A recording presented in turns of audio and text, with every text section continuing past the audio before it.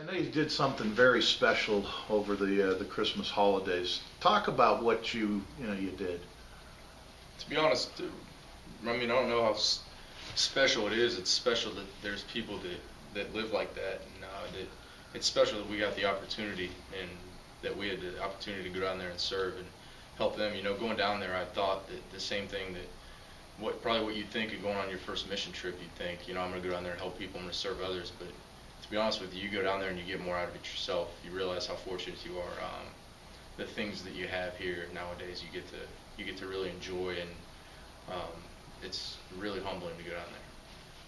A lot of the people you meet down there kind of have a lot of crazy stories, and it's kind of cool to hear people's stories about like how they came to Christ and just different ways that they help serve the Lord and how many mission trips they've been on, and they kind of they're kind of higher than you on the totem pole in that sense. But it's just crazy, like all the things you see, the houses they live in, the people there, how they eat lunch, and how much different it is than ours, and how much more they respect money in a case than we do.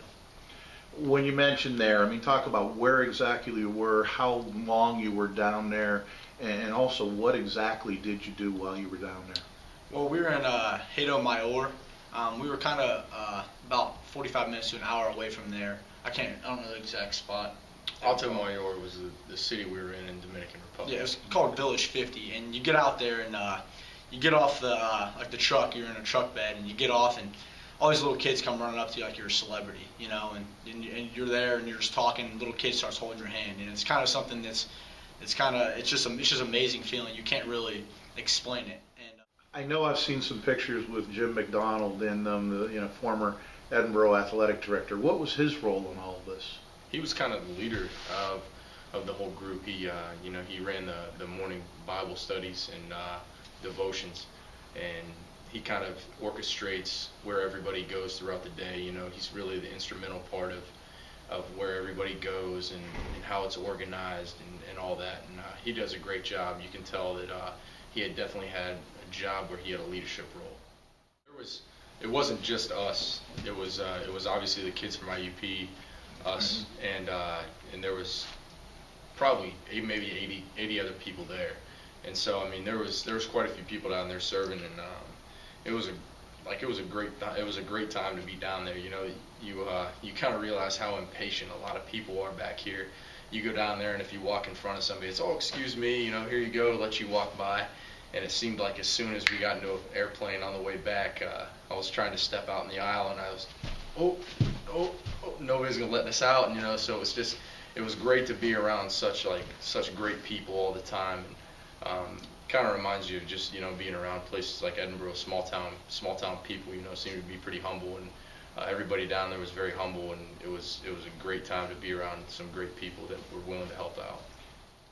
Well, it impacts me every day, honestly. When I get up in the morning, it's probably one of the first things I think about, and just learning how to cope with different things and kind of seeing the way they live and how happy they are, and like just the little things in my life I get upset about. And even on the football field, you know, just little things you get upset about. And these people are out there struggling to have their next meal in a case, and they don't have anything. And just appreciate everything and the ways that they do things. Trevor's got a real good story that happened to him when he was there about a little kid that we met. His name's Frankie. And he's got a pretty good story what happened to him. I'm pretty sure he'll tell it. Really, to put into words how it impacts you is you really can't put it into words.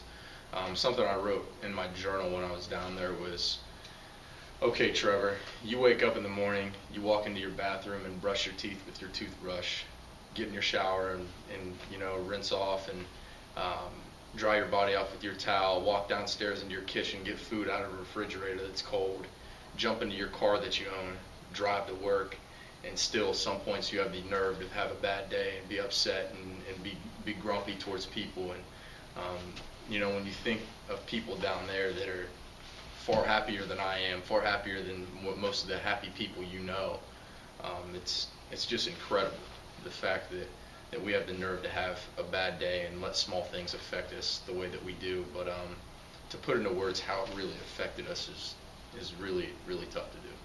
You have to tell us about Frankie. Yes. Oh, Frankie, he's like Cody said earlier, you jump off the bus and you feel like you're Kobe Bryant or LeBron James or Tiger Woods or something, you know, with kids that run up to you and they just want to hold your hand. And like I said, they just want to be loved. And it's pretty fun. It's a pretty fun deal because you give them a cracker, and you know that sometimes they don't know if they're going to eat that day or not. And so it's pretty cool to see, and pretty cool to, you know, pull them aside and give them a cracker, give them a sandwich, you know, something, or a pair of shoes, or a dollar, or whatever you can do. And but one day I gave a little kid a cracker. I kind of pulled him aside and said, "Hey, come here."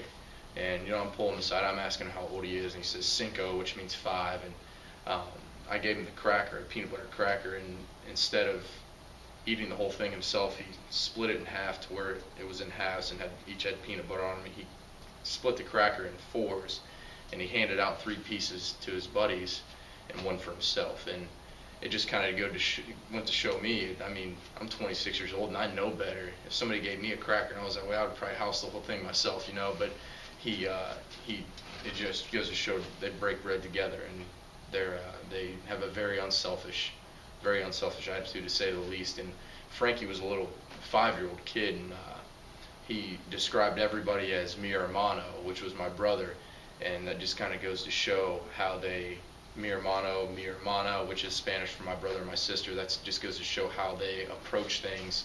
Instead of that's my friend or that's just somebody I know, he approached everything as that's my brother. You know, we're in this together. It's not ideal. I'm not sure if they know better, but he knows that they're in it together.